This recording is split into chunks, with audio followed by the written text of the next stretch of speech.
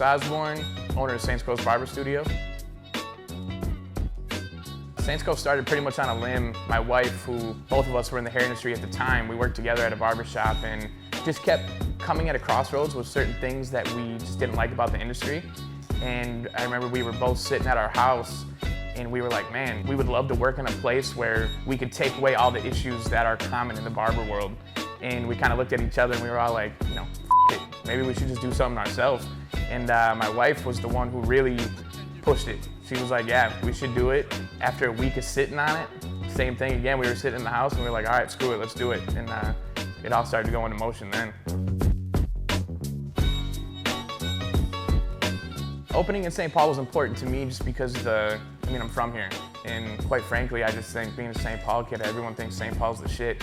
You know, in Minneapolis, they don't always think that. But I was like, we're gonna give them a reason to think that. At least in St. Paul, Saints Coast is the shit, and that's in St. Paul. It was important because St. Paul's just got a rich history of hard-working people. I mean, all the way back in the day, you know, Whirlpool, 3M, Hams, I mean, that was blue-collar work. People got up every day, they went, worked their asses off, came home, provided for their family, went to bed and did it all over again. And that aligns with barbering. You know, it's a hustle. Even when you're booked up and you got a clientele, every single day it's a grind every day. To me as a St. Paul kid, it was important to bring that to St. Paul for sure.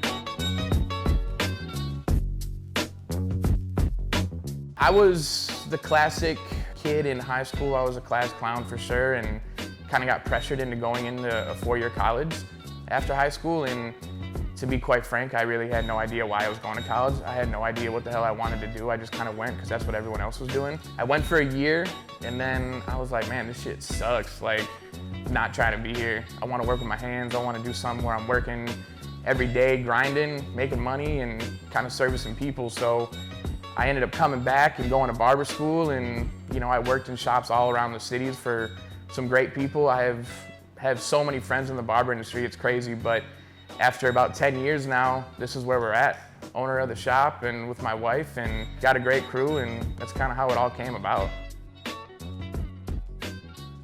Man, Vanessa, she's everything, man. I mean, she's really the one who, I mean, like, I'm kind of the face of it just because, you know, I'm here every day, I'm the barber, you know, everyone sees me, but she's really the one who pushed for this, you know, and really gave me the confidence that we'd be able to pull it off. So she's everything, man. She takes care of the merch, she takes care of the ordering, she's the one who gets my ass in line if the shop needs to be clean, because with a bunch of dudes in here, it tends to get a little messy for a little longer than it should, but she's everything. I mean, she does the graphic design, she's the one who sets up all the events, she's definitely the backbone of Saints Coast for sure. Manny, that's my day one. That dude, he was here literally the 3rd day the shop opened, and he, ironically, had just moved back from California, and this dude showed up, I think the first Saturday we were open. He's so detailed in all of his cuts, he's professional, he grinds all the time, he's always like striving to be better. It's crazy, man. I'm kind of my day one here because he's helped me build it from the ground up pretty much, other than my wife. Kurt the Hurt Locker, that dude's like a prodigy. I didn't know him prior to barbering. He's pretty new out of it. So he came and I had this feeling about Kurt. You know, one thing that I've learned through barbering is people who like to work with their hands usually pick up on barbering really quick. He was way faster than anybody I've seen. I mean, this dude just cranks out haircuts, quality haircuts every single day. He's a blue collar dude. He likes serving the people. He's all about blue collar work and just providing good work to good working people. Uncle Pat, I tell you one thing about Pat, he never turns off the barber switch. I mean, ever since I met him, he takes it the most serious religion. There's something to be said for that. It's, you know, and that's, with Pat, man, he loves it. And it's, you know, if you ask him, you could say it saved his life, you know, and I think that's why he takes it so serious, and he's been nothing but an asset to the team. And it's cool, you know, he loves his classic shit. He loves classic cars, classic hip hop, classic haircuts. If it's not classic, he really doesn't mess with it, which I think is hilarious because he'll be vocal about it, but he's passionate about it, and I think that's what matters.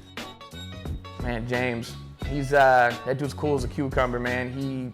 Nothing phases this dude. He's super diverse in his haircuts. He can cut everything professional every single day. Never is in a bad mood. Always cranks out good haircuts to his people. His clients love him. He really just enjoys cutting hair, and having a personality like that is, in a shop full of guys and all these different personalities, it always keeps it leveled. He's always cool, he's always chill, and yeah, man, he's just a perfect employee, man. He's great.